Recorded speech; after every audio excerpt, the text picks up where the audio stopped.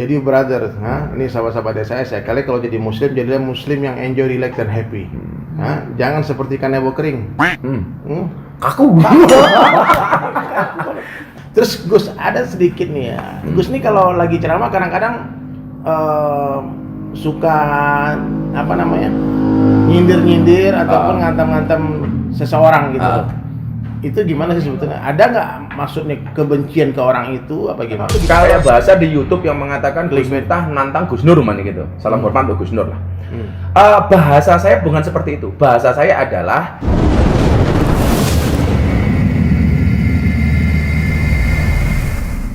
ya, assalamualaikum warahmatullahi wabarakatuh. Waalaikumsalam warahmatullahi wabarakatuh. Sama sana ya. Jadi sahabat sekalian, sahabat DSAS ya, dunia sementara akhirat selamanya, dimanapun kalian berada. Sekarang saya bersama dengan Tuan Guru kita yang mulia, wali YouTube. Wali YouTube. Kata anak Korea kan wali YouTube. Wali YouTube, bukan wali kutub tapi wali YouTube. Insyaallah. Gus Miftah. Saya alhamdulillah hari ini Allah hantar ke Yogyakarta. Sebelum masuk ke hotel, maka adabnya mesti sowan ke sini. Dan buat teman-teman yang sana, sahabat-sahabat saya, kalau kalian ke Yogyakarta datang ke sini. Daerah mana sih Gus nih, kampung? Di daerah Tundan Purwomartani, Kalasan, Sleman. Jadi Yogyakarta bagian timur, dekat dengan Prambanan, Candi. Oh, dekat Prambanan ini. Nah, ini sebenarnya berarti ini perjalanan dari Jogja ke Solo ya? Iya. Tengah-tengahnya ya. Subhanallah. Dan saya luar biasa ini, sahabat DSAS, kedatangan sahabat guru kita tercinta Ustadz Dery, yang kata beliau semuanya akan mati. Kalau saya sama Gus Miftah nih ya, feeling saya nih, ini bukan masalah umur ya, karena kematian itu nggak ada urusan dengan umur Gus. Betul. Tapi feeling saya kayaknya lebih duluan saya. Pergi takziah maksudnya. Pergi takziah ya. Iya, masya Allah ya. Kita ngomong santai aja nih, biar nggak terlalu kaku nih. Gus, ada beberapa pertanyaan yang mau tanyakan Gus ya. Saya mau tanya, tolong Gus Miftah jawab dengan. Tolong tanyanya jangan banyak-banyak karena nggak ada amplopnya Ustadz ya. Kita kasih amplop 10 tapi isinya nanti ditransfer aja. Jadi gini Gus, saya lihat Gus Miftah ini kalau di sosmed tuh kocak banget. Kadang-kadang saya pikir nih, ini materi stand up comedian nih, bisa lewat nih. Bisa kalah nih. Kenapa Gus Miftah itu kalau ceramah suka yang lucu-lucu? Apa alasannya? Apa sengaja buat bikin ngendor? Apa memang ada yang mau? Iya. Jadi saya pernah bikin analisa dan studi begini Ustaz. Orang yang datang ke dunia malam, ke lokalisasi, kafe, karaoke, klub malam. Pertanyaan saya, itu orang susah apa orang senang? Orang susah lah. Pasti orang susah. Karena kalau dia senang tidak mungkin dia datang ke situ. Jadi orang susah datang ke dunia malam untuk mencari senang. Pertanyaan saya adalah, kenapa mereka mencari kesenangan di klub malam? Karena mereka tidak pernah mendapatkan kesenangan di tempat pengajian.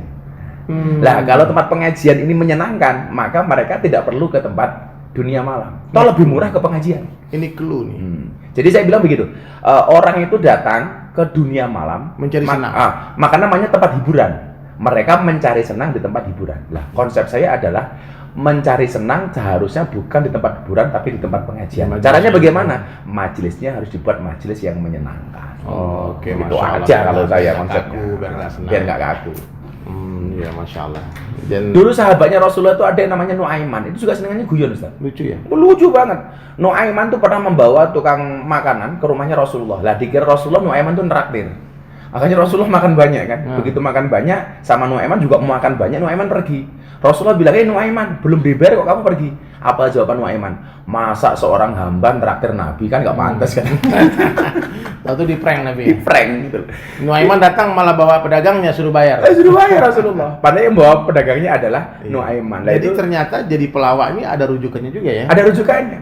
Makanya bahkan kalau kita lihat itu di zaman Sayyidina Utsman, itu ngeri lagi itu si Nuaiman itu. Nuaiman nih. Jadi ada orang buta itu di masjid itu pengen ke toilet, ke hamam. Hamamnya mana gitu. Ibnu Maktum mungkin ya. Itu ternyata sama Nuaiman dibawa ke mimbar masjid. Wah, jahilnya kacau ya. Jahilnya kacau sampai sejauh itu. Akhirnya si orang buta ini kencing di mimbar masjid. Begitu kencing ditanya, kenapa kamu kencing di situ?" "Loh, saya tadi nyari hamam diantar ke sini. Yang antar kamu siapa?" "Nuaiman." "Oh, kurang aja tuh Nuaiman," dicari lagi. Lah besokan kemudian orang ini mencari Nuaiman, Delala kebetulan Ketemu Nuaiman. ketemunya Nuaiman. Nah, ditujukan kepada Sayyidina Utsman yang baru sholat. Soal dia buta kan. Buta, akhirnya dipukuli si Sayyidina Utsman. Kenapa kamu mukul? Kan kamu Nuaiman, padahal artinya apa? Guyon itu sudah ada sejak zaman Rasulullah. Cuman ya barangkali kita harus proporsinya yang tepat. Betul, ada waktunya. Dan bagi saya begini Ustadz, ngaji itu tidak hanya berisi edukasi, tapi juga harus rekreatif. Jadi selain edukatif, bagi saya prinsipnya adalah harus rekreatif, menyampaikan value dengan menyenangkan. Hikmah. Makanya saya ada tamu dari Australia dulu, namanya Antonio Scodori. Dia datang dari Canberra ke sini jauh-jauh, ternyata pengen masuk Islam. Ketika saya tanya kenapa kok nggak masuk Islam di Australia saja, saya suka sama gaya you, karena your Islam is enjoy, relax and happy. Gitu aja. Enjoy, relax and happy. Dan ternyata itu wasilah hidayah. Jadi brother, ini sahabat-sahabat saya kali kalau jadi muslim, jadilah muslim yang enjoy, relax and happy. Jangan seperti kanebo kering. Kaku. Parah banget ya. Jadi kita harus lentur dikit, hikmah dikit, Masya Allah. Terus Gus, ada sedikit nih ya. Gus nih kalau lagi ceramah kadang-kadang suka apa namanya, nyindir-nyindir ataupun ngantem-ngantem seseorang gitu. Itu gimana sih sebetulnya? Ada nggak maksudnya kebencian ke orang itu apa gimana? Kalau saya soal ilmu itu bisa diperdebatkan. Betul. Artinya tidak ada kebenaran mutlak. Bahkan seorang mufassir sekalipun itu tidak boleh mengejustifikasi bahwa tafsirnya paling benar. Karena bisa jadi keinginan tak mufassir tidak seperti kehendak Allah, kan begitu. Lah, artinya kalau di wilayah ilmu kita boleh saling kritik, saling memberikan masukan. Saya memberikan kritik kepada Ustadz Dery ataupun sebaliknya. Tapi kalau secara personal dengan siapapun kita tidak boleh benci. Jangan kemudian gara-gara kita beda pendapat, beda pemikiran, ya kan? Tapi secara pribadi kita ada kebencian, nggak boleh. Makanya salah satu doktrin saya ke santri itu adalah tolong kamu jangan banding-bandingkan ustadz, jangan bandingkan kiai, jangan banding-bandingkan habaib. Kenapa satu? Karena bukan level kamu, wong kamu santri kok ngerasani ustadz, kan nggak pantas. Kamu santri kok ngerasani kiai. Kemudian yang kedua adalah bahwa semua ustadz, kiai, habaib itu punya maziyah masing-masing, punya kelebihan masing-masing. Kelebihan Ustadz Dery itu bisa jadi tidak saya miliki, dan apa yang saya bisa belum tentu Ustadz Dery mampu. Tapi yang jelas Ustadz Dery lebih daripada saya, minimal lebih berat badannya. Tunggu pembalasanku. OTW gurus, OTW 90 kg. Sekarang berapa Ustadz? 117. 90 insya Allah. Insya Allah jadi, insya Allah. Ini kalau saya lihat beliau ini ustadznya rata-rata lemak. Ada ya. Betul. Jadi Gus, jadi nggak ada benci ya? Saya nggak boleh, wallah saya nggak boleh. Berarti yang Gus Miftah menantang tuh yang nggak siapa ada. tuh? Saya kata begini, bela-belaan saja. Editor tuh yang edit tuh ya? Ajar ya? Ya, para YouTuber itu kata begini, kayak bahasa di YouTube yang mengatakan Gus Miftah nantang Gus Nur mana gitu. Salam hormat untuk Gus Nur lah. Bahasa saya bukan seperti itu. Bahasa saya adalah, ayo kapan-kapan sekali-kali Gus Nur ngaji dengan Gus Miftah. Dan itu saya sampaikan di pengajian haul mbah saya Ponorogo, Mbah Muhammad Besari bin Anom Besari bin Abdullah Mursad bin Raden Demang bin Pangeran Demang bin Ratu Jukulo bin Brawijaya Limo. Saya itu keturunan 9 dari Muhammad Besari. Gitu. Bahasa saya seperti itu, tapi kemudian YouTuber bilangnya apa? Gus Miftah nantang Gus Nur. Enggak ada. Saya banyak berselisih pendapat dengan Gus Nur ya. Tetapi kalau secara pribadi kita benci nggak boleh. Nggak boleh. Kalau saya berbeda pendapat dengan beliau ya lumrah-lumrah saja toh.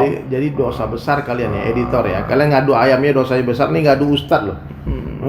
Ustad kalian adu. Kayak saya kemudian dulu artinya Gus Miftah kritik Tengku Zulkarnain. Ya, saya pernah kritik beliau soal al-amsilatu tasrifiyah, soal tasrif, kafara yukafiru kufran itu. Yang saya kritik ilmuannya. Kalau pribadi beliau orang tua, Bro. Saya ketemu ketemu beliau di Muslim Choice Award, saya cium tangannya. Artinya, saya boleh beda ilmu dengan beliau, tapi tetap saya harus menghormati beliau. Dengar baik-baik guys, ya makanya kita benci pribadi, secara pribadi personal nggak boleh. Ya kalau kesalahan kita kritiki, kita masukin. Dan ini saya luar biasa kedatangan sahabat di luar Om dari. Keren ya. Saya punya hutang ini Bunda. Harus sowan ke sana ini besok ini. Bukan untuk apa? Minta nasi bulinya. Oke guys, ini materi kita ini sebetulnya masih banyak banget ya. Tapi alhamdulillah ya. Azan berkumandang.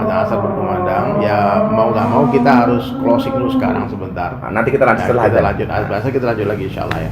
Ya. Ini Ajib.